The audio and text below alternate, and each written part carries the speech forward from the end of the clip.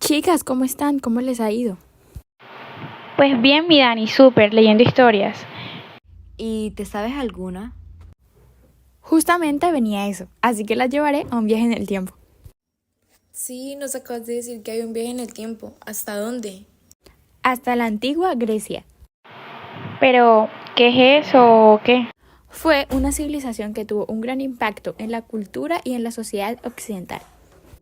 Pues la verdad, yo leí que se destacaba por su desarrollo en diversos campos como la filosofía, la democracia, también en el arte, la literatura y la arquitectura, ¿no?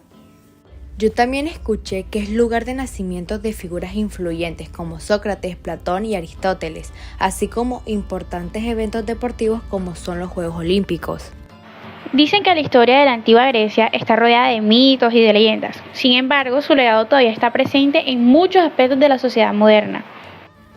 Y es que lo más interesante o curioso de todo esto es que hay una parte de la historia que exactamente no sabemos qué ocurrió ni qué pasó porque no hay nada escrito ni nada registrado sobre esta época. Lo único que conocemos es que a esta época se le conoce como la Edad Oscura.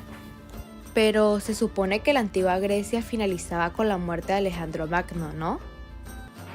Fíjate que sí, es verdad, en el año 323 a.C., y ahí fue donde comenzó el periodo helenístico. Vamos a aclarar que el periodo de la antigua Grecia en ocasiones incluye la época de la conquista romana, en el año 146 a.C. hasta el cristianismo. En ese año no comenzaron los periodos, pues eso tengo entendido. No, pero te voy a mostrar. Bueno, les voy a mostrar. La Edad Oscura comienza en el año 1200 a.C. y finalizó en 750 a.C. Cuentan que tenía la ausencia de registros escritos, una disminución en la actividad artística y comercial, y se cree que hubo inestabilidad política y social con la desaparición de palacios y asentamientos importantes. Oye, sí, ¿verdad? Pero hay más, ¿cierto? Sí, también está la época arcaica, si no estoy mal, que también empezó en los años 750 a.C. hasta el 500 a.C. Además, hasta donde tengo entendido, mientras que los artistas creaban esculturas en poses, así como estiradas, así con la sonrisa y todo eso, que le llamaban sonrisa arcaica, que era supuestamente de ensueño. Generalmente se cree que la época arcaica llegó a su fin cuando el último tirano de Atenas fue derrocado como en 1510 a.C., me parece. Sí, pero es que también está un periodo conocido como el Clásico, que comprende desde el 523 a.C. hasta el 323 a.C. Y este a su vez nos ofrece un destino distinto. ¿Por qué? Porque se construye el Partenón, que fue un templo que se construyó para Atenas y otros dioses que existían en el momento y época. Sin embargo, está el periodo helenístico, que comienza desde el año 323 a.C. y termina en el año 146 a.C. Cuenta como los años más importantes de toda la antigua Grecia, ya que el poder y la cultura se expandieron en el Oriente Próximo y en el Oriente Medio. Vamos a aclarar que en este periodo murió Alejandro Magno, terminando con la conquista romana tras la batalla. Exactamente, pero también después entra la Grecia romana, que había del periodo de tiempo que va desde la conquista romana hasta el momento en el que el emperador Constantino I pues restableció la ciudad de Bizancio, y la nombró como capital del Imperio Romano. También en ese momento cambió su nombre a Constantinopla en el año 329. Sí. Por último, está el periodo que es la Antigüedad Tardía, el cual habla del cierre de las academias de Atenas, tú sabes, las escuelas filosóficas, por parte de Justiniano, el cual se conocían como pues el Grande. Pero, ¿él no era el emperador del Imperio Romano? Sí, exacto, Mari. A él nos estamos refiriendo. Pero ¿sabes qué también? Él no solo prohibió el paganismo, sino que también prohibió y cerró todas las escuelas o cualquier cosa que no estuviera ligada al cristianismo. Sí, están en lo correcto. Pero como ya sabemos los periodos y quienes entran en esta historia, sería muy bueno seguir con las ciudades o estados que se llaman polis. Espera, ¿cómo así que polis? Mira, polis significa compartir en un mismo espacio. Es decir, un mismo espacio geográfico, lengua, política y hasta algunos sistemas de gobierno. Pues sí, pero ¿sabes algo? Están divididas. Y una de las dos ciudades más importantes de la antigua Grecia era Esparta y Atenas. Estás en lo correcto, Majo.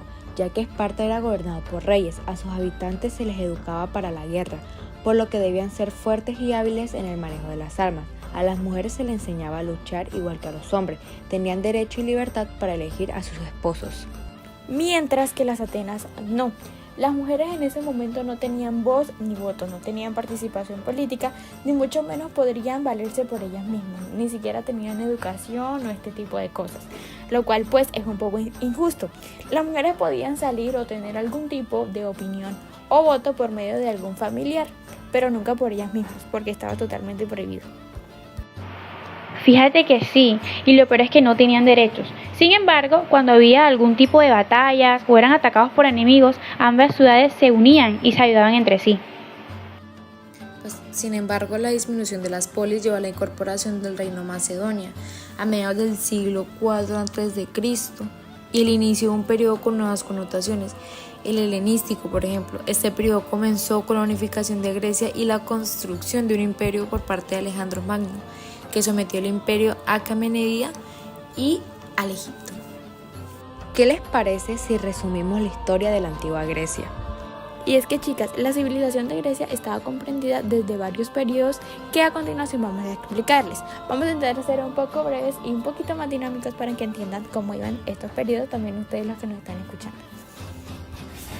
Comienza con las civilizaciones micénica y la miónica en la edad de bronce temprana. También en la edad oscura podemos ver el primer surgimiento de las polis o las ciudades-estado. Por ejemplo, en la época antigua, Atenas experimentó el avance de la democracia y el surgimiento de personalidades como Solón y Cleístenes. Después del siglo V a.C. fue una época de grandeza, cultura y política, con figuras como Pericles, el auge de la democracia atenienses y muchos conflictos con el imperio persa. Miren que después de las conquistas de Alejandro Magno llegó el periodo helenístico, que permitió que la cultura griega se extendiera por todo el Mediterráneo y Asia Menor. Y pues finalmente la conquista romana de la antigua Grecia en 146 a.C. marcó el final de la independencia política de Grecia. Por su legado cultural, por su legado también fisiológico, continuó incluyendo en el mundo mediterráneo y más allá. Cambiando un poco el tema de la historia de la antigua Grecia, ¿por qué no hablamos sobre la estructura política, la situación en Grecia? La situación en Grecia era única en comparación con la mayoría de las otras sociedades, ya que consistían en pequeñas comunidades o en grandes reinos. Pues sí, se supone que la geografía griega se caracterizaba por colinas, montañas y ríos que dividían y subdividían el territorio. Sin duda contribuyó a esta singularidad. Bueno, además que es posible que hubiera una organización política pues parecida en las importantes ciudades o estados. También decían que los griegos antiguos no dudaban que eran un pueblo singular, ya que compartían la misma religión, la misma cultura básica y la misma lengua, además de que pues ser muy conscientes en los orígenes tribales.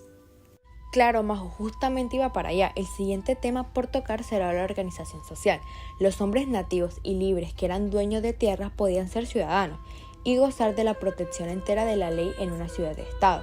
O sea que generalmente el nacimiento en una familia específica no implicaba la obtención de privilegios especiales. Aunque en ocasiones ciertas familias tenían influencia sobre ciertas responsabilidades religiosas públicas, rara vez conseguían obtener un poder adicional en el gobierno. Pues obvio eran esclavos, eran esclavos más no esclavizados. ¿A qué me refiero? A que antes tenían que hacerle caso a su amo, no salir ni tener nada en su poder, mientras que en la antigua Grecia los esclavos tenían el derecho de crear una familia, de ser dueños de propiedades, de salir, de hablar, pero no tenían derechos políticos. Además, un día yo leí que no se permitía que los dueños le pegaran o maltrataran a sus esclavos, como en las épocas anteriores. Saben, un tema el cual nos falta y me parece importantísimo tocar es en la parte del entretenimiento. ¿Cuál tema será? Pues ¿cuál más? El deporte. Sí, habían hartos olímpicos, panatenaicos, nemeo, píticos, ístmicos y ereos. Pero ven acá, ¿son los mismos? No, no son los mismos, porque eran juegos en honor a algunos dioses. Los Juegos Olímpicos eran los más famosos y se celebraban en honor a Zeus en el Olimpo. Los panatenaicos eran en honor a Atenea, pues en Atenas obviamente, los nemeos en honor a Zeus, pues obviamente en Nemea, los pitios en honor a Apolo en Delfos, los sísmicos en honor a Poseidón en Corintio y los ereos en honor a Hércules en la ciudad de Nemea. Cada uno tenía pues sus propias particularidades y simbolizaban diferentes aspectos de la cultura y de la religión griega. Y bueno, como ya casi estamos por acabar, abarcaremos de una manera resumida los temas como la economía, la cultura, el arte y la religión. Por la parte económica ya existía la moneda. El hecho de que los diferentes juegos estuvieran dedicados a diferentes dioses se reflejaba en el salario diario promedio de un trabajador griego, que se relacionaba con la cantidad de bienes que podía adquirir, como por ejemplo en términos de trigo, este salario diario promedio varía en función de la región y del tiempo histórico, y nos da una idea de cómo la economía y la cultura estaban entrelazadas en la antigua Grecia. La cultura de la antigua Grecia es extremadamente variada y abundante, incluyendo campos como la filosofía, el arte, la política, la religión, el teatro, la literatura y los deportes, entre otros aspectos. Los antiguos griegos dejaron un legado significativo en el avance del pensamiento lógico y democracia, así como en las artes y en las ciencias, y además su mitología ha tenido un impacto perdurable en la cultura occidental. Bueno, pues teniendo en cuenta eso, yo creo que podríamos hablar de los avances significativos en los campos como matemáticas, la astronomía, la medicina, la filosofía. Por ejemplo, Pitágoras es conocido por su teorema, Euclides escribió Elementos, un tratado clave en geometría, y Arquímedes hizo importantes descubrimientos en matemáticas y física. En medicina, Hipócrates es recordado como el padre de la medicina moderna debido a su enfoque científico y ético. Además, los griegos también contribuyeron pues en la arquitectura, en la ingeniería y la navegación. Vamos a aclarar de que los griegos pues eran unos tesos en la ingeniería. O sea, ¿ustedes recuerdan el día que el profesor nos dijo que habían hecho un puente? Bueno, así, o sea, eran unos tesos en la ingeniería, en la arquitectura, además de que hay cosas que ellos construyeron que es la hora que siguen ahí intactas. Además de que su legado ha sido esencial para el desarrollo posterior de la ciencia y la tecnología. Pues espero que esta síntesis sea muy útil, ¿no? Y pues bueno, si hablamos del arte, diríamos que durante el periodo conocido como el siglo de Pericles, el arte griego alcanzó su máximo esplendor. Los griegos valoraban enormemente los artes, especialmente la música, lo que era la poesía, el teatro, la danza y la artesanía. Al igual que se construían templos y se cultivaba la filosofía, también se construían teatros, se celebraban poetas y músicos.